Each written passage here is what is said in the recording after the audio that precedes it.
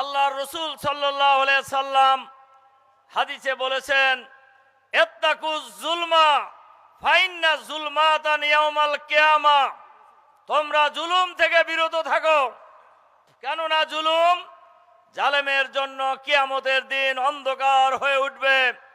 আমরা দেখতে পাচ্ছি আল্লাহ রসুল বলেছেন কিয়ামতের দিনের কথা।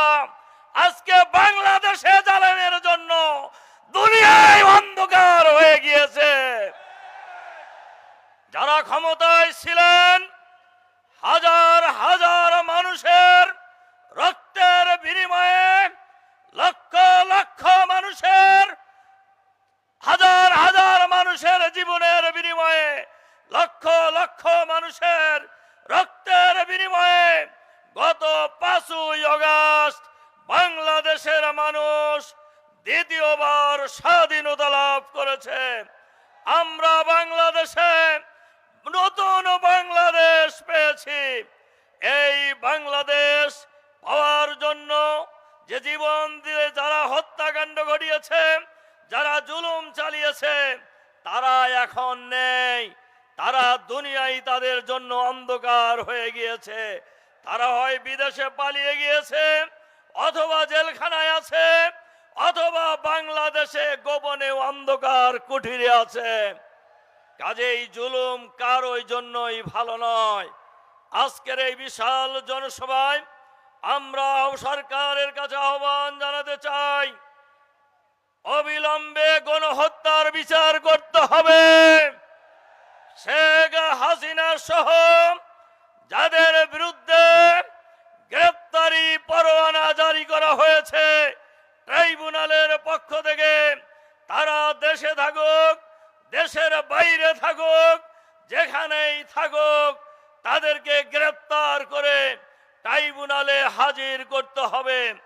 সরকারের ভিতরে বাইরে এখনো ফ্যাসিবাদের দোসর অনেকেই লুকিয়ে আছেন।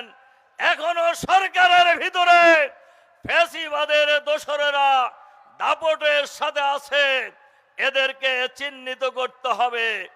আপনারা দেখেছেন পত্রিকায়, জাতিসংঘের প্রতিবেদনে এই কথা পরিষ্কার বলা হয়েছে, রাজনৈতিক নেতৃত্ব অর্থাৎ হাসিনার সাথে যারা আছে এবং প্রশাসনের এক শ্রেণীর দুষ্কৃতিকারী কর্মকর্তার সমন্বয়ে এই গণহত্যা পরিচালনা করা হয়েছে।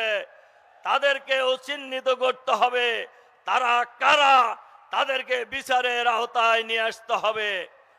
ভোটের কথা বলা হয়েছে, আমরাও নির্বাচন চাই যত তাড়াতাড়ি সম্ভব, কিন্তু নির্বাচনের আগে 1 নাম্বার হলো ফ্রেশ ভোটার তালিকা করতে হবে। আওয়ামী লীগের আমলে 2 কোটি ভুয়া ভোটার এবং এই 17 বছরে অসংখ্য ভোটার মৃত্যুবরণ করেছে। এই ভোটারের ব্যাপারে ইলেকশন কমিশনকে পরিষ্কার বক্তব্য দিতে হবে। ভুয়া ভোটারের ব্যাপারে আপনারা কি সিদ্ধান্ত নিয়েছেন? মৃত্যু ব্যক্তিদের ব্যাপারে আপনারা ভোটার তালিকা থেকে বাদ করার ব্যাপারে আপনারা কি সিদ্ধান্ত নিয়েছেন?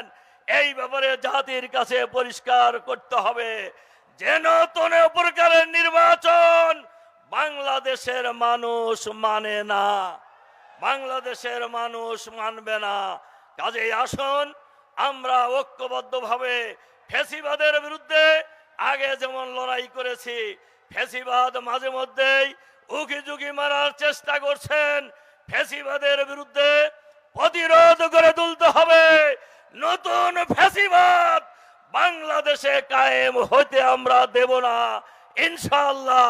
কাজী আসুন আমাদের নেতা ডাক্তার শফিকুর রহমানের নেতৃত্বে নতুন বাংলাদেশ, আধুনিক বাংলাদেশ, মানবিক বাংলাদেশ, চাঁদাবাজ মুক্ত বাংলাদেশ, দুর্নীতি মুক্ত বাংলাদেশ গঠনের যে সংগ্রাম চলছে, যে লড়াই চলছে, আমাদের লড়াই অব্যাহত থাকবে।